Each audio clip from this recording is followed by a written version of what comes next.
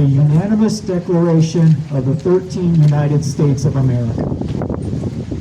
When, in the course of human events, it becomes necessary for one people to dissolve the political bands which have connected them with another, and to assume among the powers of the earth the separate and equal station to which the laws of nature and of nature's God entitle them. A decent respect to the opinions of mankind requires that they should declare the cause which impel them to the separation.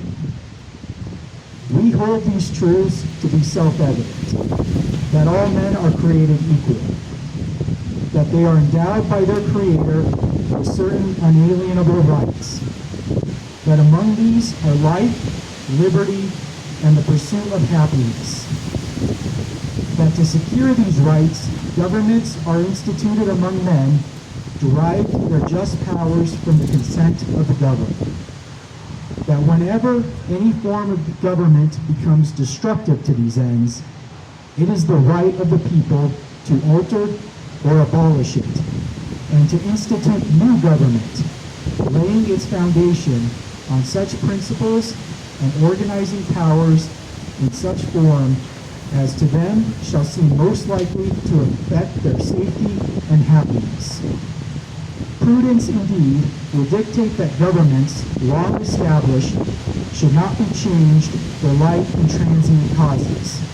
And accordingly, all experience has shown that mankind are more disposed to suffer while evils are sufferable than to right themselves by abolishing the forms to which they are accustomed.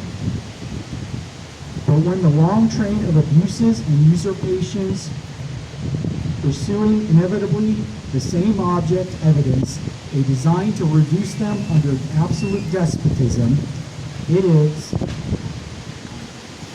their right, it is their duty to throw off such government and to provide new guards for their future security, such as has been patient sufferance of these colonies. And such is now the necessity which constrains them to alter their former system of government.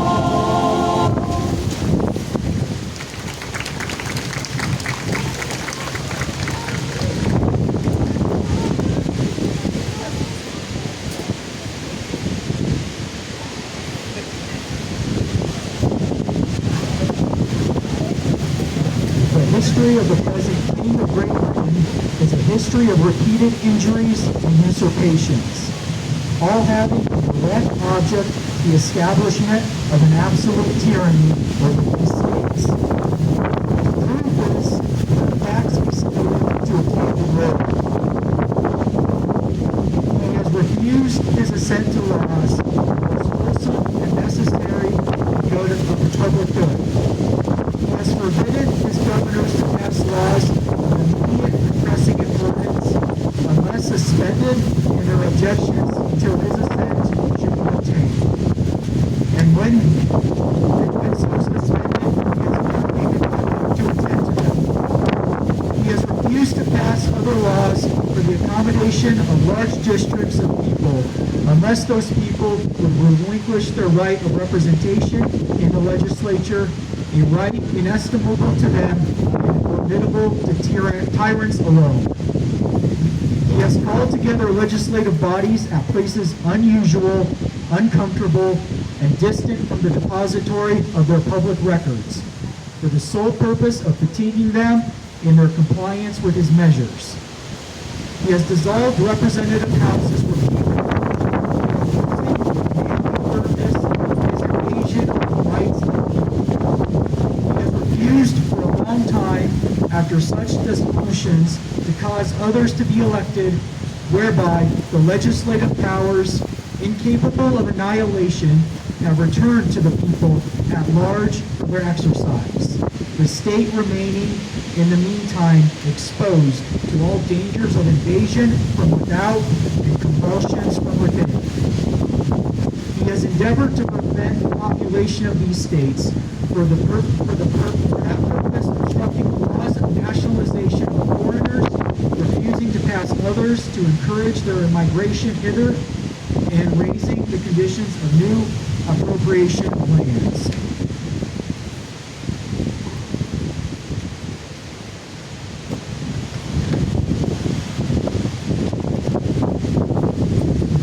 He has obstructed the administration of justice by refusing the assent of laws for establishing judiciary powers. He has made judges dependent upon his will alone for their tenure of office and the amount and payment of their salaries. He has erected a multitude of new offices and sent hither swarms of officers to harass our people and eat out of their substance. He has kept among us, in times of peace, standing armies without the consent of the legislatures. He has affected to render the military independent of and superior to the civil power. He has confined to subject us to a jurisdiction foreign to our Constitution and unacknowledged by our laws, giving his assent to their acts of pretend legislation. Ordering large bodies of armed troops among us, for protecting them by mock trial from punishment for any murders which they should commit on the inhabitants of these states, for cutting off our trade with all parts of the world, for imposing taxes on us without our consent, for depriving us in many cases of trial by jury,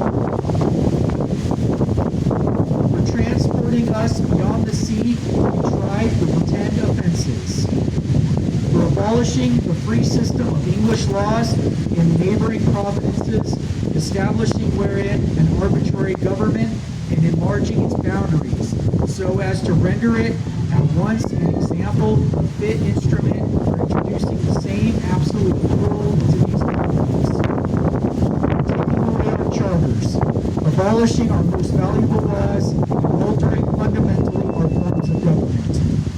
For suspending our own legislatures and declaring themselves invested with the power to legislate for us in all cases whatsoever.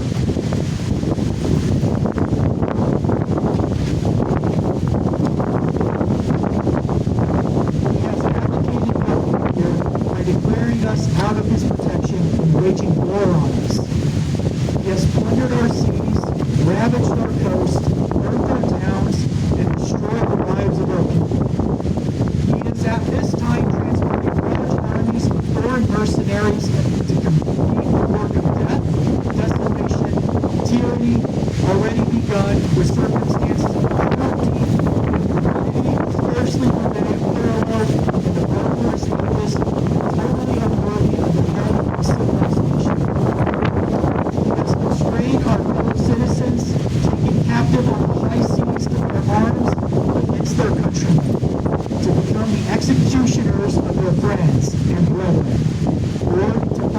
themselves at their hands.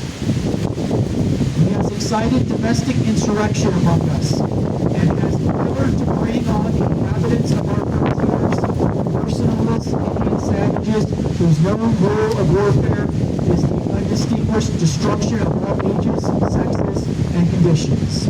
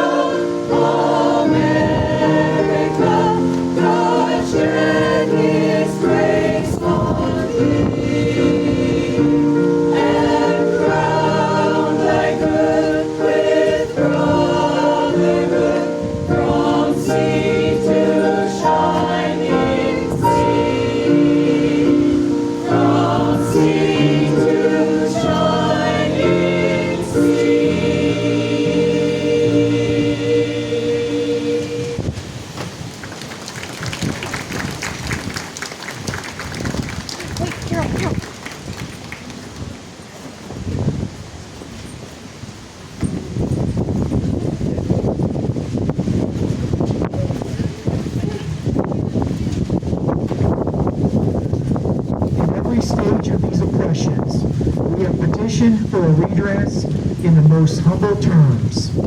Our repeated petitions have been answered only by repeated injury.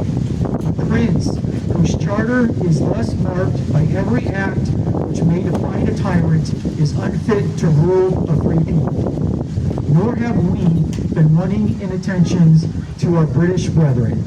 We have warned them from time to time of attempts by the legislature to extend an unwarrantable jurisdiction over us. We have reminded them of the circumstances of our immigration and settlement here. We have appealed to their native justice and magnanimity, and we have conjured them by these ties of our most common kindred to disavow these usurpations which would inevitably interrupt our connections and correspondence. They too have been deaf to the voice of justice and of consanguinity. We must therefore acquiesce in the necessity of which denounces our separation and hold them as we hold the rest of mankind. Enemies in war, in peace, friends.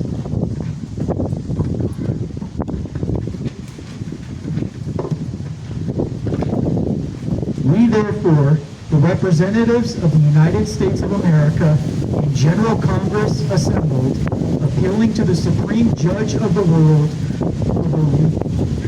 for the rejection of our intentions, do, in the name and by the authority of the good people of these colonies, solemnly publish and declare that these united colonies are, and of right ought to be, free and independent states, that they are absolved from all allegiance to the British Crown, and that all political connection between them and the state of Great Britain is and ought to be totally dissolved, and that as a free and independent states, they have full power to levy war, conclude peace, conduct alliances, establish commerce, and do all other acts and things which independent states may of right do.